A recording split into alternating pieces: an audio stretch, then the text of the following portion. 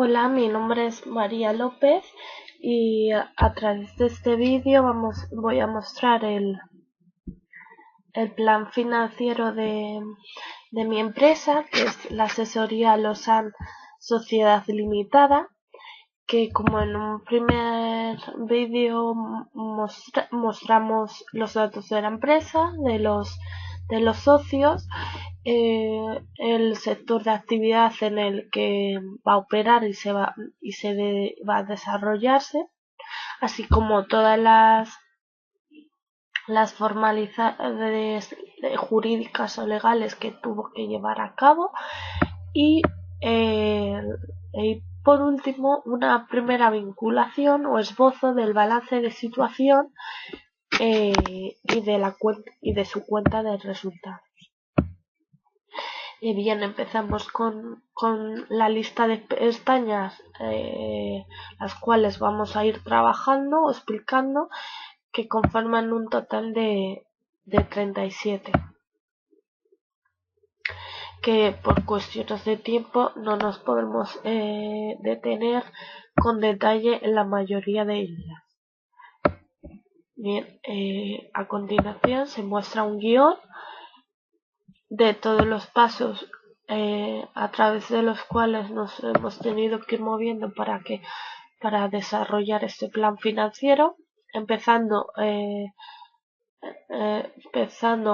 con el establecimiento del fin, el objetivo o la meta de nuestra empresa, es decir, la determinación del valor de la empresa considerada como unidad de producción y distribución, así como el valor para cada uno de los socios en su versión convencional y en su versión como empresario, así y siguiendo por la renta del empresario, que para identificar la renta económica de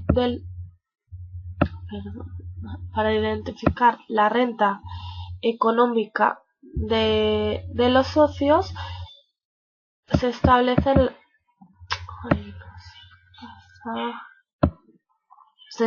la rentabilidad financiera mínima para que el coste del capital sea mínimo pero superior al coste de las deudas, y aplicarlo al capital aportado para obtener la renta financiera, que se deduce de la renta total. Seguimos con la determinación de las ventas en unidades físicas y monetarias, las previstas, las requeridas y las estimadas.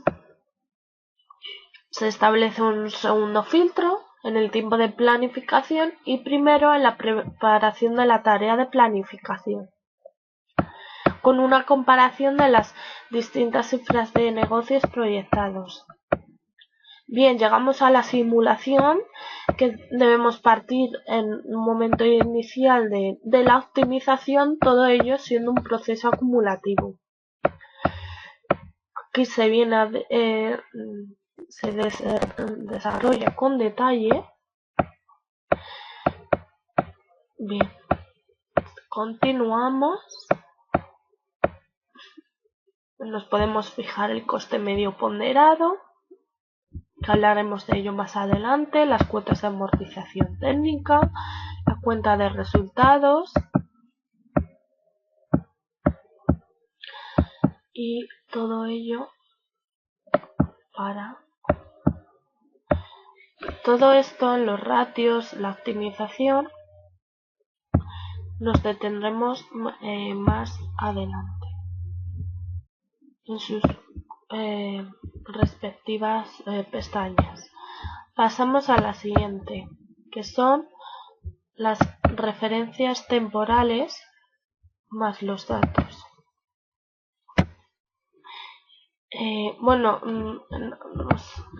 Nos hemos olvidado decir que hacer una pequeña introducción y contar que el objetivo principal del análisis financiero consiste en proporcionar información que pueda ser útil para la toma de decisiones financieras. Los métodos tradicionales de análisis financieros se basan en el estudio de estados financieros y ratios, tanto desde una perspectiva estática como dinámica. La base del análisis financiero de la empresa es la cuantificación del binomio rentabilidad-riesgo, que se realiza sobre distintos aspectos: análisis del equilibrio entre inversiones y fuentes de financiación, análisis de la rentabilidad, la capacidad para hacer frente a las obligaciones financieras que se vayan produciendo, o estudio de la solvencia, análisis de la estructura financiera y, por último, la comprobación de la actitud de los medios empleados para mantener un desarrollo estable. Pues bien, una vez hecha esta pequeña introducción, ahora sí que pasamos a las referencias temporales más datos. ¿Qué decir de aquí?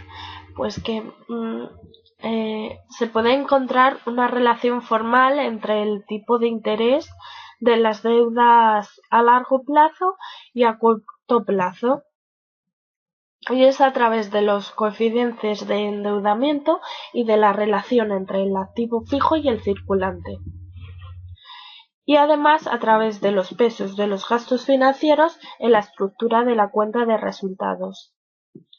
¿Qué relación hay entre el coeficiente de endeudamiento y el tipo de interés de las deudas a largo plazo?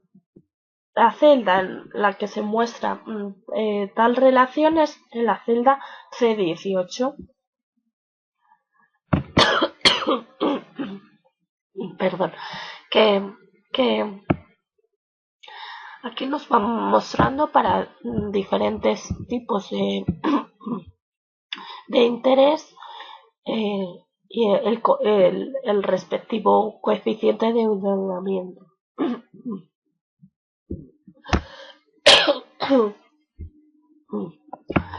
Bien, en la siguiente pestaña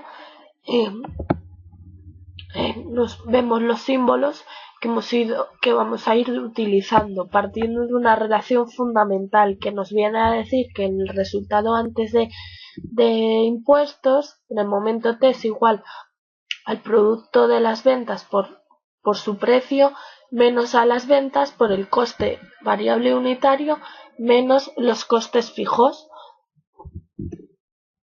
que desarrollado viene a darnos lo siguiente. Y por otra parte tenemos que el activo en el momento t-1 ha de ser igual al pasivo en el momento t-1, lo que es lo mismo, el pasivo es igual a las deudas en el momento t-1 más los recursos propios en el momento t-1. Bien, una vez dicho esto,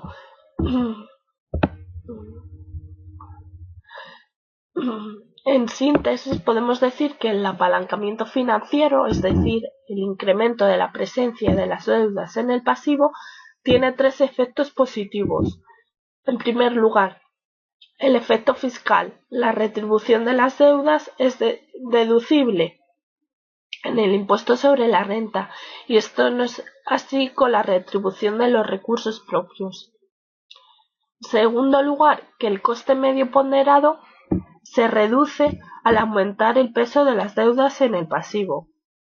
Y por último, que el premio, si lo hay, para rentabilidad financiera o de los recursos propios. Pero bien, se han de cumplir dos condiciones. La primera de ellas, el precio de venta ha de ser mayor que el coste variable unitario y que el precio de coste. Y por último, que la rentabilidad de los activos ha de ser mayor que el coste de las deudas. Una vez dicho esto, pasamos a la siguiente pestaña, que esta es muy sencillita y no tiene nada más que decir que a lo largo de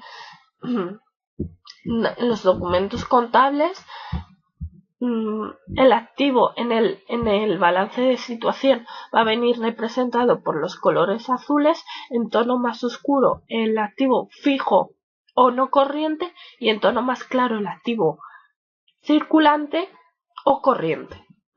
Bien, pasamos al pasivo. Dentro del pasivo nos encontramos el patrimonio neto, recursos propios con color marrón, en color rojo los recursos, o sea, el pasivo no corriente, y por último, en tono más apagado, el pasivo. Bien, dentro de la cuenta de resultados nos encontramos con los ingresos en color amarillo, y dentro de los verdes son todos los gastos en los que incurre nuestra empresa. Bien, pasamos a la siguiente pestaña de la que debemos partir de los condicionamientos y requerimientos previos. En este estudio financiero tenemos que utilizar la racionalidad en todo momento y a través del principio de preferencia por la liquidez se presupone la relación de orden entre los factores de actualización de los excedentes de tesorería. ¿Cuáles son? Bien, ¿cuáles son las dos acotaciones que se han resaltado como condición sine qua non, sin la cual el plan financiero no tendría sentido? Que el precio de venta en el momento T ha de ser mayor que el coste variable unitario en el momento T. Y que la rentabilidad económica ha de ser mayor que el coste del capital.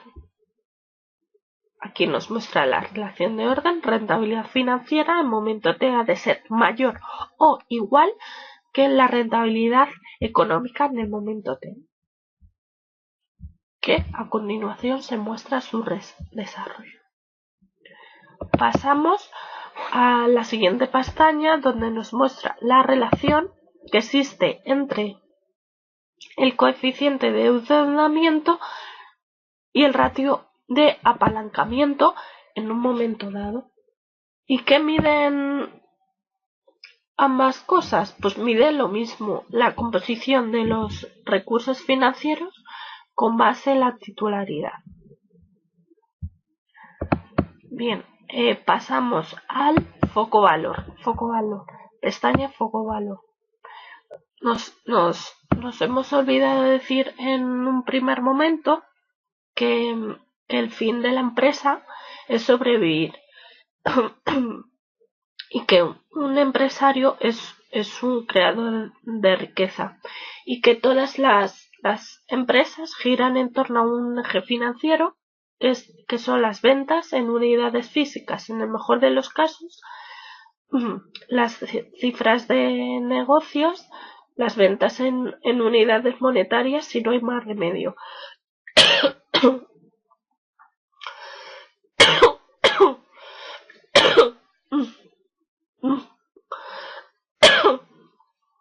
¿De qué dependen las ventas?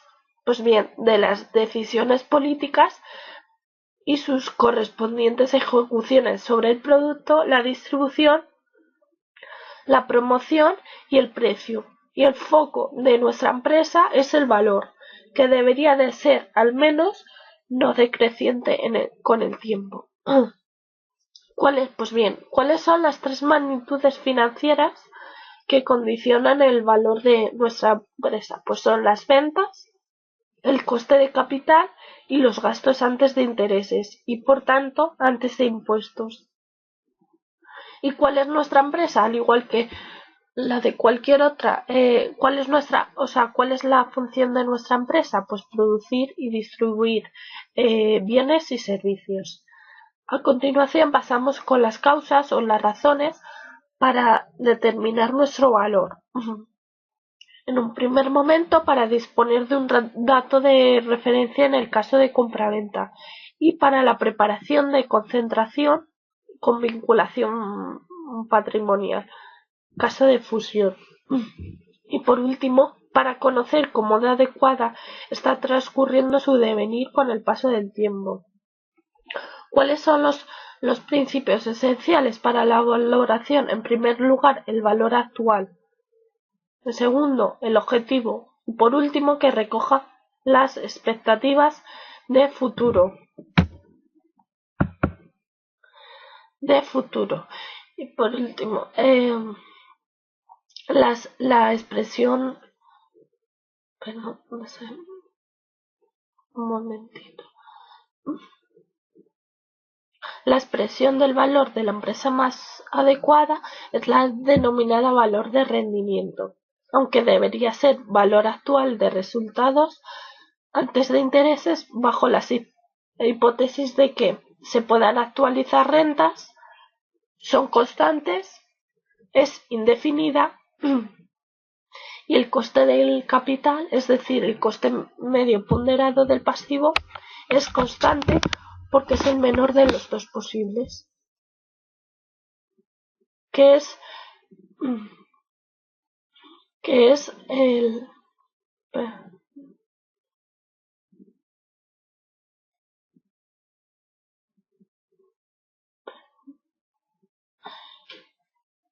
que es su expresión más simple. ¿Cómo sigue?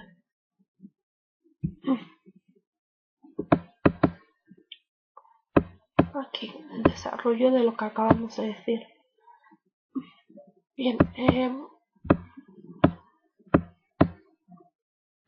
continuamos con la renta valor del empresario. La renta valor del empresario, que debemos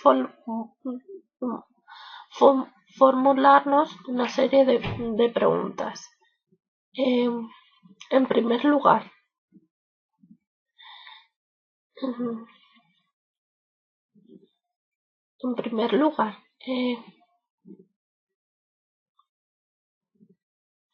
¿por qué es discutible la fórmula del valor del empresario?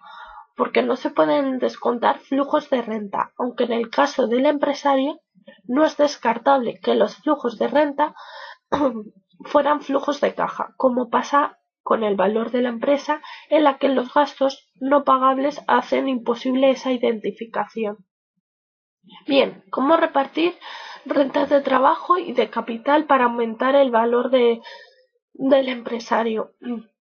Haciendo máxima la retribución de la actividad empresarial a costa de la retribución financiera, siempre que la rentabilidad financiera sea superior al coste de las deudas. ¿Y cómo mejoramos el valor del empresario? Pues bien, incrementando el resultado antes de intereses para reducir el coste de las deudas si el mercado financiero lo permite, para bajar la cuota de la rentabilidad financiera. ¿Y cuál es la causa de las causas del valor de la empresa y del empresario? Pues bien, el propio empresario. Bien.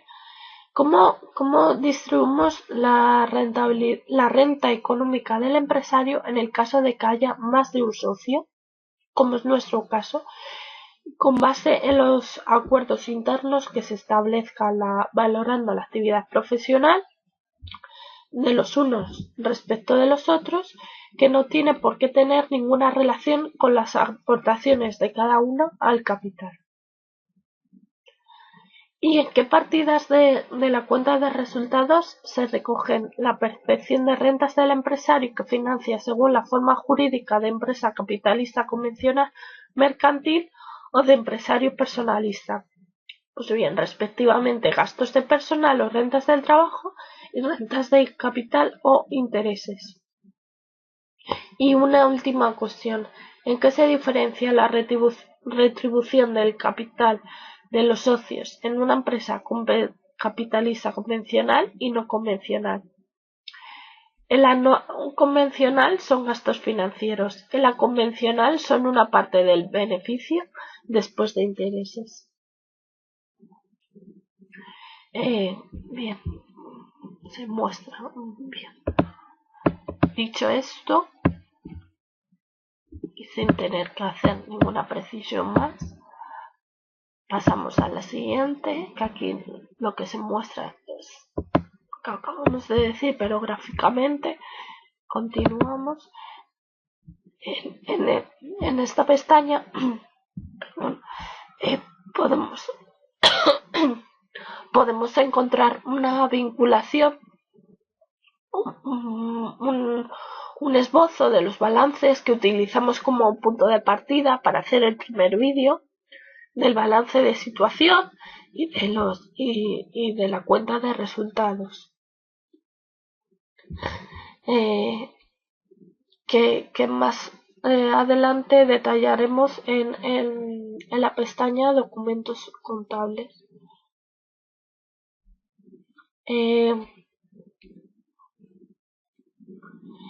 Continuamos con la siguiente pestaña, que aquí nos muestra la relación entre el coeficiente de endeudamiento a partir de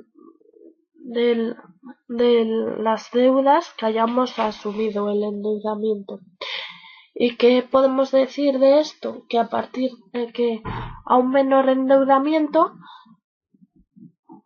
supone un menor activo fijo porque los proyectos de inversión productiva han sido menores que para un mayor endeudamiento. Bien, a continuación pasamos a la inflación, que de aquí lo que nos interesa decir es hablar sobre el efecto de la inflación, sobre los métodos y criterios clásicos de evaluación de presupuestos de capital. Los flujos netos de caja se estiman lógicamente en términos nominales, con la capacidad adquisitiva del periodo al que van referidos. Por tanto, no procede elucubración alguna acerca de la necesidad de que sean inflacionados para que se consideren con sus justos términos.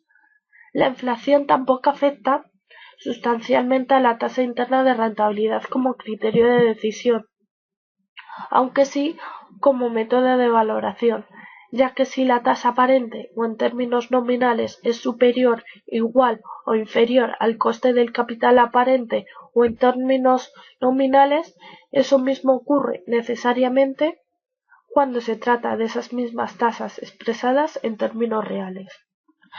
La inflación no afecta en absoluto al valor actual neto, ni siquiera como método de valoración. En efecto, esto es así porque la tasa de inflación afecta con igual intensidad a los flujos de caja del proyecto de inversión y al de financiación, por tanto, a la tasa de descuento de los flujos netos de caja operativos. Y por último, ¿cuál es la relación formal entre la tasa aparente y la tasa real de actualización o de capitalización? Bien, que el 1 más la tasa aparente es el resultado del producto entre 1 más la tasa real por 1 más la tasa media acumulativa de inflación. Dicho esto, nos muestra aquí gráficamente lo que viene a decir lo que acabo de señalar. Y la siguiente pestaña, simplemente con detalle y datos numéricos, viene a mostrarnos lo dicho. Pasamos al levantar liquidez, que cabe decir que el valor actual neto y la tasa interna de rentabilidad son métodos de valoración cuyos resultados pueden aplicarse como criterios de decisión. Vamos a hablar en primer lugar de la tasa interna de rentabilidad de un proyecto de inversión que expresa la rentabilidad del mismo en términos relativos y por periodo, habitualmente años, y es la tasa de rentabilidad que es capaz de generar el proyecto de inversión de manera que cuando concluya su vida hasta haya el equilibrio entre el proyecto y el sujeto inversor, es decir, prestatario y prestamista. Por tanto, el valor final del proyecto a esa tasa es nulo y por esa razón se calcula cuando es posible como la tasa de actualización que hace nulo el valor actual neto.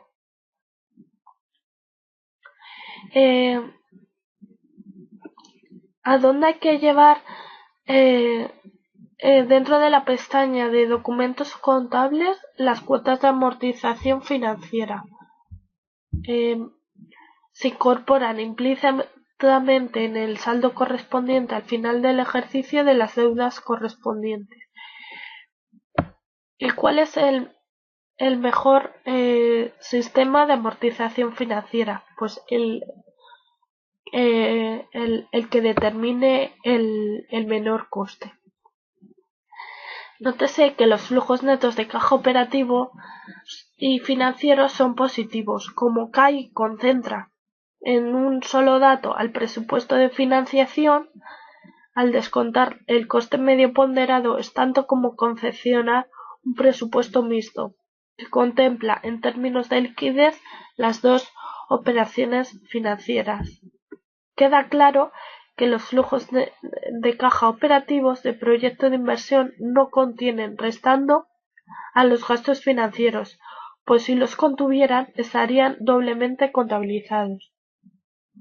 Cuando se elabora el presupuesto de tesorería conjunta, o lo que es lo mismo, cuando se descuentan los flujos de caja operativos a una tasa que ya contenga el efecto de los gastos financieros. Pasamos a las tasas y factores de descuento. ¿En qué se diferencia una tasa de descuento? Capitalización de un factor de descuento en capitalización. Bien, un factor de descuento es la expresión formal que resulta de dividir dos capitales financieros con vencimientos distintos y contiene para su determinación una tasa de descuento. Por tanto, ambos se expresan en tantos por ciento, pero son cosas distintas. ¿Qué interesa más? Que la tasa de descuento sea grande o pequeña. Depende de con lo que se compare, pero cuanto más pequeño el valor actual de los flujos que se descuenta, se ven menos minorados. Bien, pasamos al coste medio ponderado, que se muestra un ejemplo de su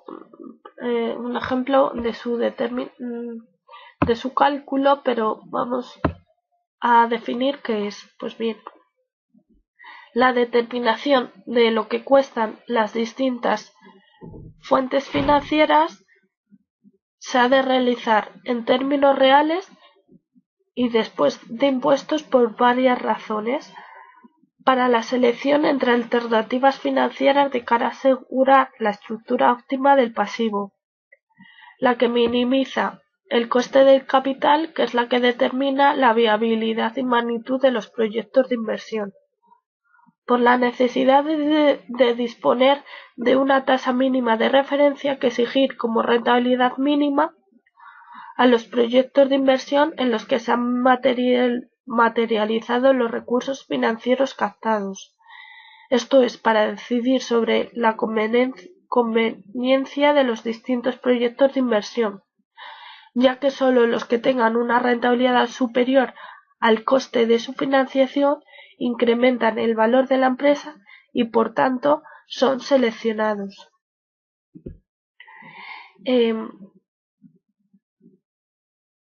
El coste del capital es para la empresa un coste medio que contiene costes monetarios explícitos, costes monetarios implícitos y el riesgo deducido en el coste de otras fuentes de financiación futuras, el coste de oportunidad derivado de la acumulación de capitales propios, etc. Costes previstos ciertos y por tanto no es homogéneo al intervenir factores complejos. Dicho esto, cabe plantearse que si se mantiene constante la estructura financiera, se mantendrá el coste, se mantiene constante el coste medio ponderado. No necesariamente, depende de las condiciones de las nuevas deudas. Pasamos a los compromisos financieros. Cabe decir que el objetivo de este caso, convenientemente simplificado, es tener en cuenta los condicionantes técnicos de un proyecto de inversión, en este caso productiva, su relación temporal y el modo de adaptar todo ello a los recursos financieros disponibles o por disponer para acometerlo. Se trata de confeccionar un presupuesto de pagos por los compromisos financieros. Bien, antes de pasar a la determinación de las ventas, podemos decir que la relación de orden entre los tres tipos de ventas simuladas es que las ventas estimadas han de ser mayores que las ventas previstas y las ventas requeridas. La forma de resolver o superar la desigualdad desfavorable de las ventas es reducir, si es posible, las ventas requeridas en unidades monetarias. En primer lugar, las ventas previstas no nos interesan, ya que es el primer año de creación. Partimos del año cero, que es el año de creación de nuestra empresa. Continuamos con las ventas requeridas. ¿Qué son las ventas requeridas? Pues son las unidades físicas que es necesario vender para satisfacer los objetivos y las metas. ¿Y cómo se calculan las ventas requeridas? Con base en la retribución económica de los socios y el peso de esta en la estructura de la cuenta de resultados. Bien, dividiendo el montante de la retribución del concepto que se plantee como preferente para valorar al empresario. Por ejemplo, la retribución de la actividad económica, por el peso o porcentaje que representa obtenido como consecuencia de la mayor atribución posible a ese concepto. Pasamos a las ventas estimadas requeridas. ¿Cómo se determina la cifra de estas ventas del último ejercicio de planificación? Pues bien, de manera que la empresa sea viable y, por ejemplo, tenga una cuota de mercado en ese ejercicio que lo asegure.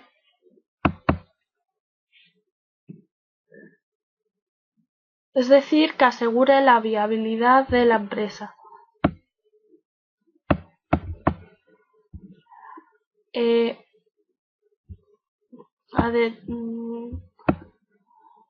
A continuación se muestra con detalle todos los ingresos estimados o requeridos, un ejemplo de ellos, y pasamos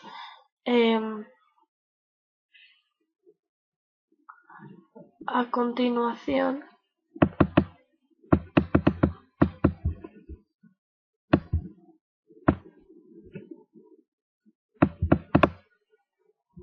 a ver un momento.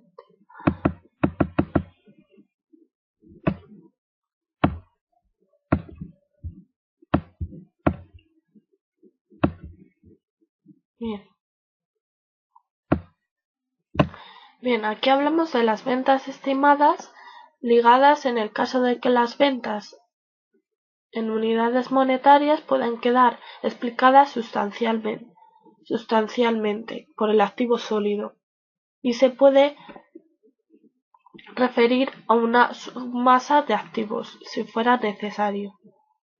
La crítica que el tamaño de la empresa, que se puede medir a través de varias magnitudes sin que tenga por qué coincidir la calificación por los tramos más o menos arbitrariamente establecidos, la plantilla, los recursos propios, el activo sólido y la cifra de negocios. y no tiene que ser una causa suficientemente explicativa de las ventas. Las ventas dependen del esfuerzo comercial o conjunto concatenado de políticas sobre producto, distribución, promoción y precio, como bien dijimos anteriormente.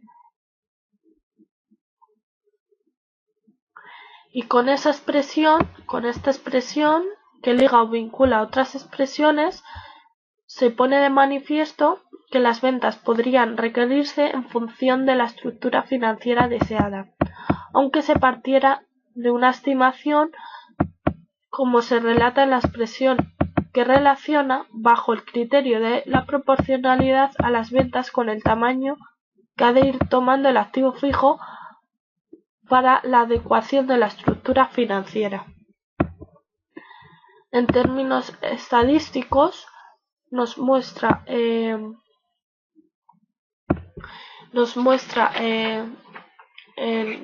tomamos dos escenarios, el pesimista y el optimista. El escenario optimista y pesimista, y aquí cabe hablar del punto muerto o umbral de rentabilidad. Bien, ¿en qué unidades y a qué va referido el punto muerto o umbral de rentabilidad? Va a referir en unidades físicas cuando es posible, referido a un periodo de tiempo. Y en caso de producción múltiple, ¿cuántos puntos muertos tendría nuestra empresa? Pues tantos como productos más uno, que es el punto muerto global, y si se expresara en unidades monetarias, uno solo. ¿Y cuál es la razón que limita o condiciona la determinación del punto muerto en unidades físicas en el caso de producción múltiple? Pues la dificultad de determinar los costes fijos autónomos.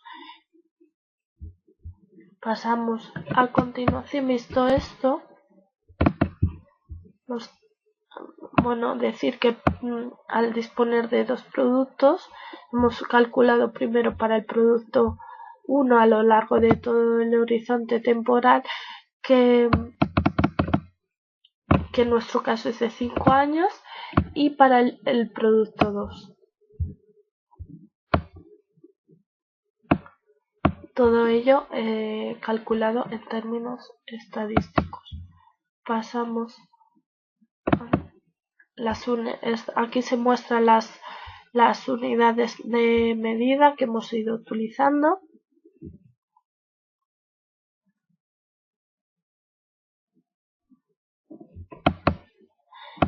El estadístico, pasamos al estadístico y el estimador. El estadístico, que es una función que depende del parámetro y que es continua y estrictamente monótona en el parámetro, y su distribución no depende del parámetro. El estimador de un parámetro es una variable aleatoria. Seguimos con la T de Student,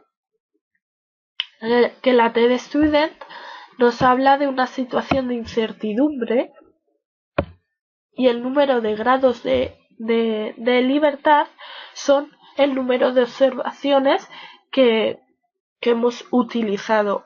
¿Y qué hacer para reducir el efecto negativo de la T de Student para un nivel de significación dado? Pues bien, aumentando el número de observaciones para el mismo nivel de significación. Esto significa que aumentarían nuestros recursos económicos de la empresa y a su vez supondría un mayor coste. Bien, dicho esto, pasamos. A continuación se muestra el estado de flujos de efectivo, que podemos decir que se trata de un estado que informa sobre la utilización de los activos monetarios representativos de efectivo y otros activos líquidos equivalentes, clasificando los movimientos por actividades e indicando la variación neta de dicha magnitud en el ejercicio. se entiende por efectivo y otros activos líquidos equivalentes los que figuran como tal en el balance, esto es, la tesorería depositada en la caja de la empresa y los depósitos bancarios a la vista. También podrán formar parte los instrumentos financieros que sean convertibles en efectivo y que en el momento de su adquisición su vencimiento no fuera superior a 3 meses, siempre que no exista riesgo significativo de cambios de valor y formen parte de la política de gestión normal de tesorería de la empresa. Se establecen 3 clases de flujo de efectivo: de las actividades de explotación, de las actividades de inversión y de las actividades de financiación. Seguimos con los cambios de patrimonio neto a través del estado de cambios en el patrimonio neto. Y se trata de un estado completamente nuevo y que se dividen en 2 partes. Por un lado, el estado de ingresos y gastos reconocidos y por otro, el estado total de cambios en el patrimonio neto. El estado de ingresos y gastos reconocidos recoge los cambios en el patrimonio neto derivados de las siguientes operaciones: resultado del ejercicio de la cuenta de pérdidas y ganancias. Los ingresos y gastos imputados directamente en el patrimonio neto de acuerdo con las normas de registro y valoración. Y por último, las transferencias a la cuenta de pérdidas y ganancias. En este apartado se deben incluir los ingresos y gastos que han sido imputados directamente al patrimonio neto y que posteriormente han sido traspasados a la cuenta de pérdidas y ganancias. Continuamos hablando del apalancamiento financiero. Vamos a reducir el zoom para que se vea de una forma más clara. ¿Qué es el apalancamiento? Hay que partir de una primera definición estableciendo el apalancamiento operativo, financiero y total. En primer lugar, el apalancamiento operativo es la variación relativa del resultado antes de intereses ocasionada por la variación relativa de las ventas en unidades monetarias. El financiero es la variación relativa del resultado después de intereses ocasionada por la variación relativa del resultado antes de intereses.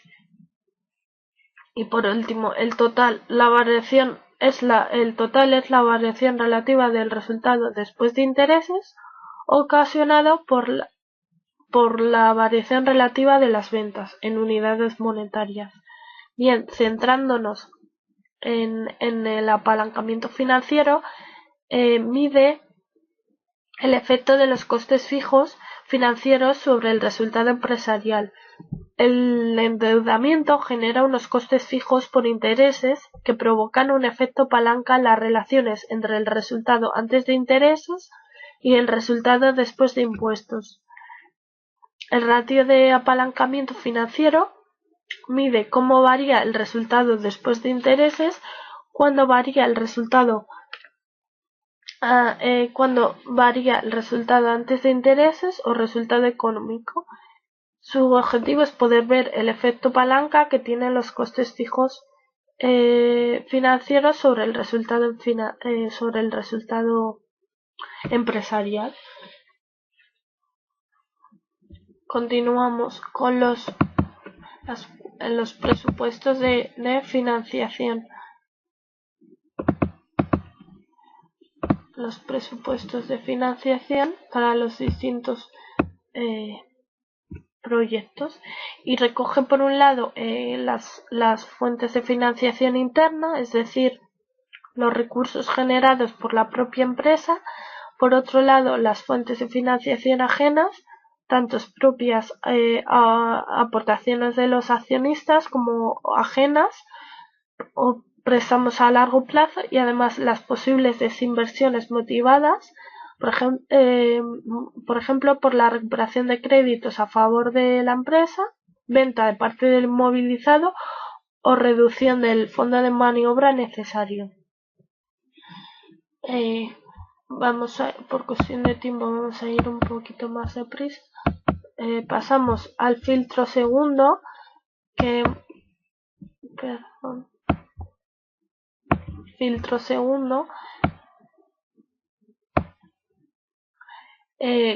¿cómo se mejora?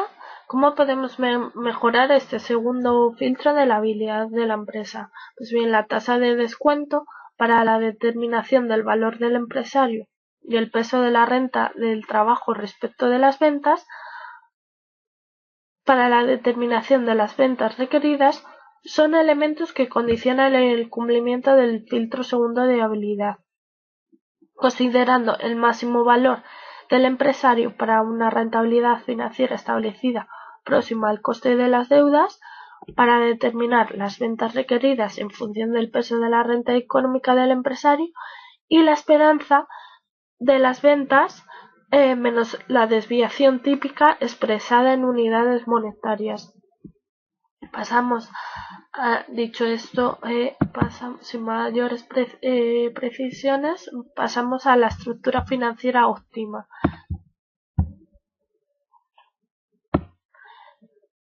Dándonos las tres posiciones que nosotros nos vamos a situar en la de la derecha. Y la estructura financiera puede analizarse con base en el coeficiente de endeudamiento, pero también con base en el ratio de endeudamiento, que algunas denominan de apalancamiento. Con base en expresiones genéricas acerca de la relación entre el ratio de apalancamiento y el valor de la empresa, el valor de la estructura económica, el coste del capital, se llega a demostrar ambas posiciones contrarias sobre la estructura financiera óptima, la que se basa en el resultado de explotación o resultado antes de intereses, resultado neto o resultado después de intereses, y se comprueba la paradoja de que ambas posiciones tienen razón.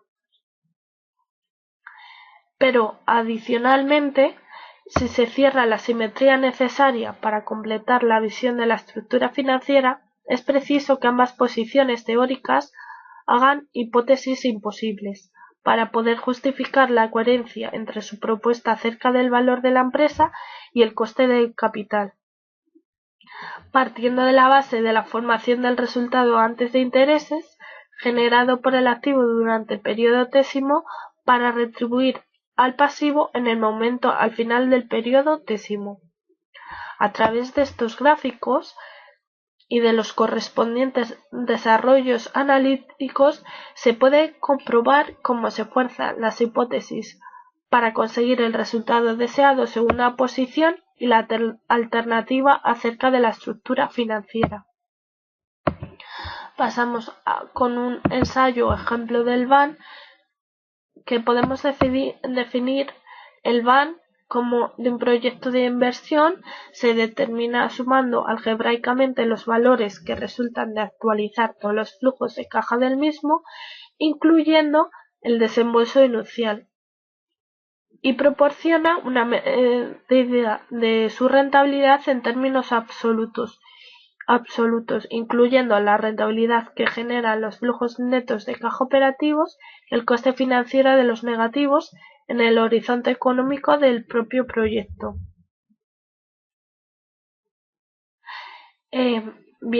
¿Cómo se calcula el BAN de un proyecto de inversión con tasas de actualización distintas? Igual que si la tasa fuera constante, que es un caso particular, pero calculando el producto de los factores de descuento correspondiente a cada momento del tiempo. La optimización, aquí nos vamos a detener un poco más. De aquí nos interesa decir que los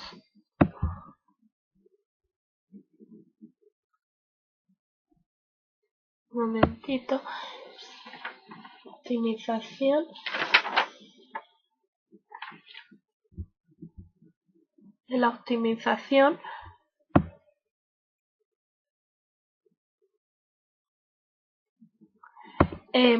los modelos de optimización permiten determinar los niveles de las variables de decisión que hacen óptima una predeterminada función objetivo una vez que se han asociado determinados valores a las variables exógenas que actúan como restricciones.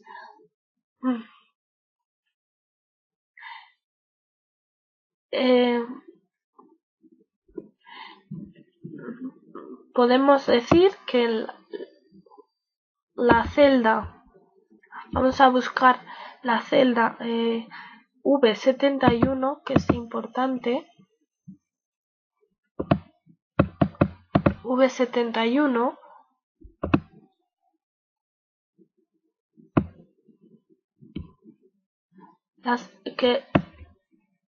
que el significado de la celda V71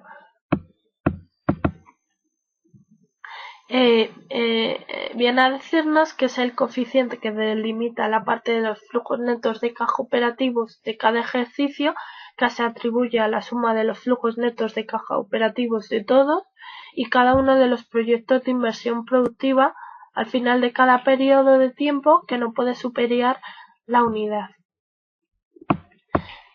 A continuación tenemos que hacer referencia la optimización al programa dual y primal.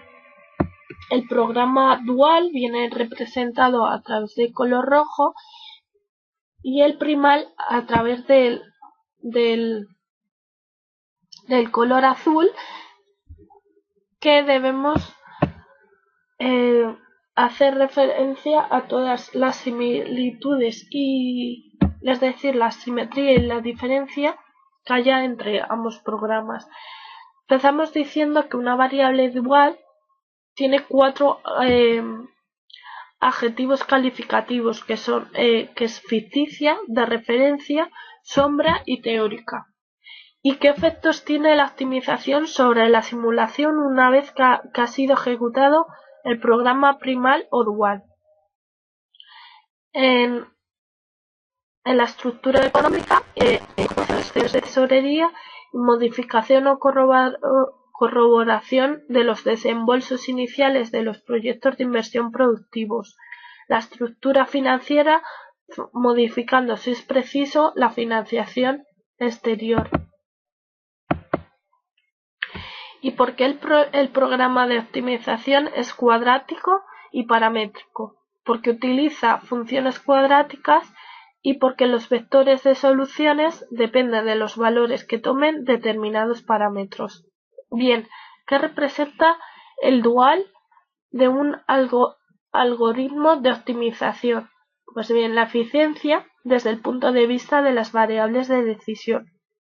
Y el primal en un algoritmo de optimización. Pues bien, en este caso la eficiencia desde el punto de vista de las variables de referencia. Lo que hemos dicho antes, ¿en qué se manifiesta la simetría en el programa primal y el dual? En que en ambos casos el óptimo es el mismo y además en que los coeficientes de la función objetivo del uno son los términos independientes del otro y viceversa. ¿Y qué se puede conseguir? ¿Qué se pretende conseguir con el primal de un algoritmo de optimización? Bien, el valor de las variables con las que se consigue una situación posible, eficaz, eficiente u óptima. Pues bien, solo eficiente. ¿Y qué plantea el segundo sumatorio del primal?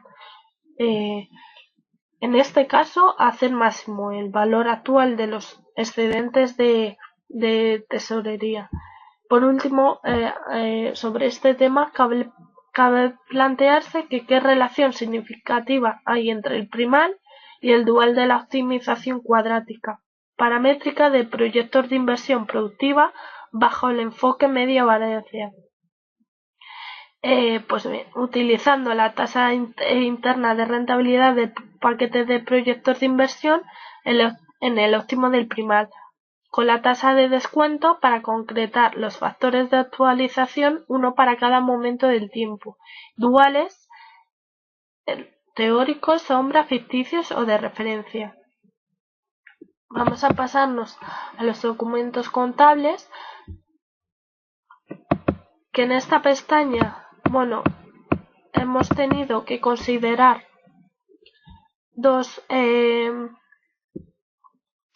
estructuras financieras con diferentes coeficientes de endeudamiento. En primer lugar,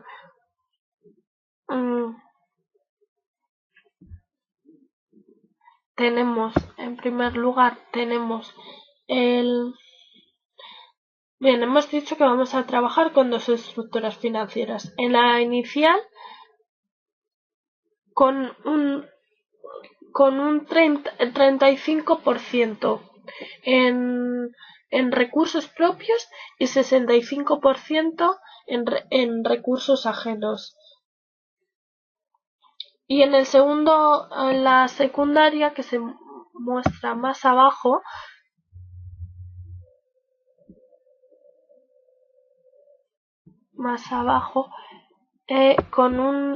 hemos aumentado el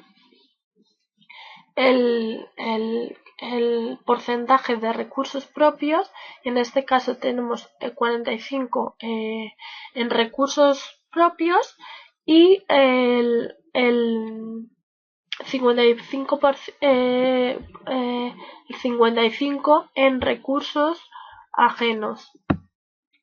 Una vez visto que las dos diferentes estructuras financieras, podemos decir que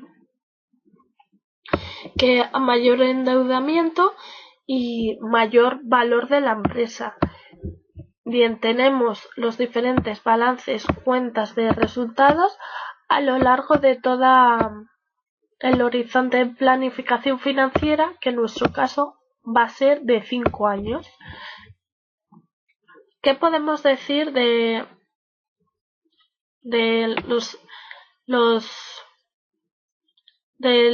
estudio de los estados contables? Pues que nos permite obtener y analizar información sobre la situación económica y financiera de la empresa.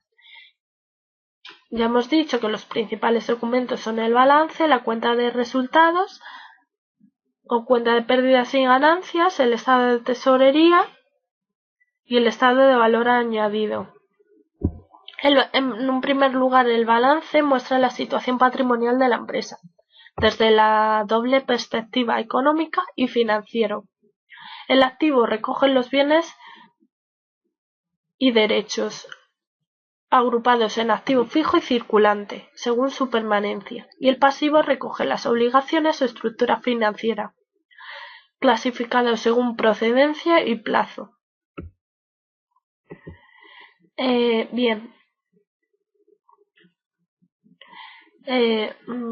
Continuamos con las cuotas de amortización técnica,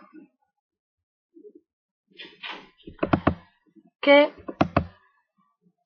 las cuotas de amortización técnica, podemos decir que la amortización productiva técnica es la imputación o asignación de la depreciación de los elementos de activo fijo, a excepción de los terrenos, al coste de la producción.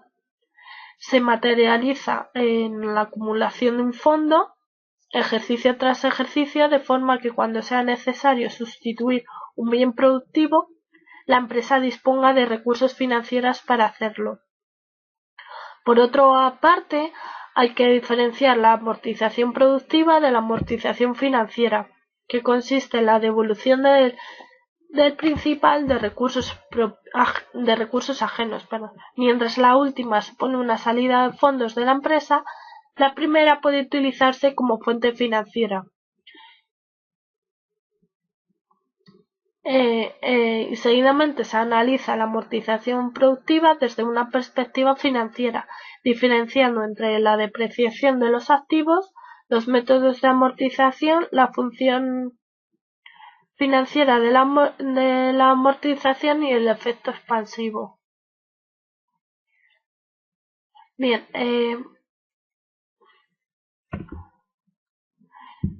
por último vamos a hablar de los ratios.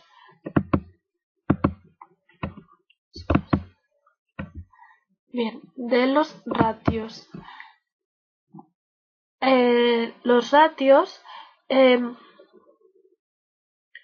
podemos encontrar los ratios económicos utilizados para el análisis económico y por tanto orientados al estudio de cómo una empresa genera resultados, beneficios o pérdidas y la manera de mejorarlos. Para ello, y como es evidente, la mayoría se centra en la cuenta de resultados empresarial, vinculada a la pestaña Documentos contables. Bien, tenemos también los datos utilizados en el análisis financiero y por tanto orientados al estudio de la estructura financiera de la empresa y a los compromisos que ésta representa para la entidad. Se trata, por tanto, de ratios que permitan el estudio de la política de financiación de la empresa, el coste que ésta representa y la capacidad de la entidad para su devolución o reembolso. Bien, una vez dicho esto, en un primer cuadro tenemos los datos obtenidos, que los datos obtenidos que se han obtenido pegando vínculos, pero que no son representables gráficamente.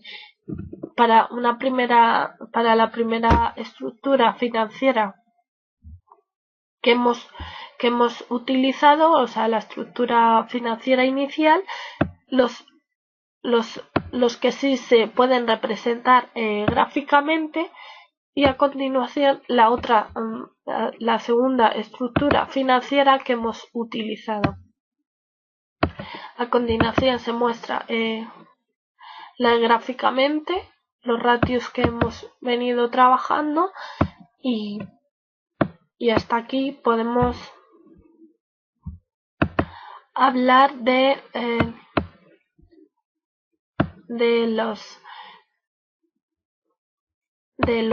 bueno, por último es importante hablar en los proyectos de inversión productiva, que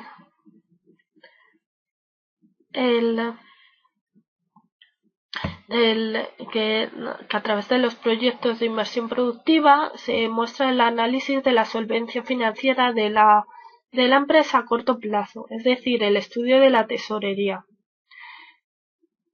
¿Qué es la tesorería? La tesorería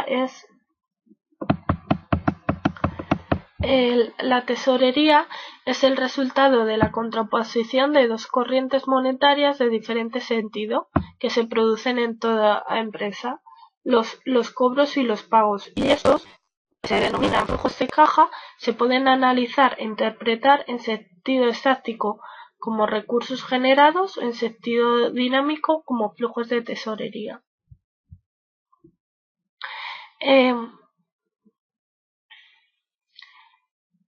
¿Dónde está?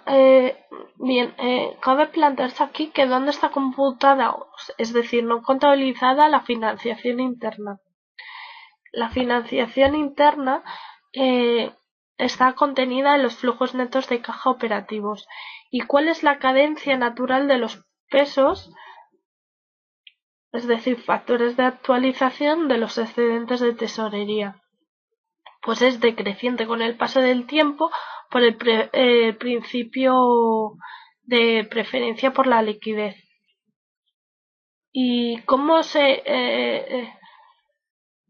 hacen operativos los excedentes de tesorería obtenidos en la optimización de la cuenta de resultados? Bien, haciendo una media aritmética de los obtenidos para los diferentes parámetros en la optimización y llevándolos al activo no funcional que más adecue al tipo de inversión no funcional de manera acumulativa para cada fecha. y consecuentemente asignando una rentabilidad como ingreso funcional en la cuenta de resultados a aplicar una tasa de rentabilidad que debe estar en torno al coste de las deudas a largo plazo.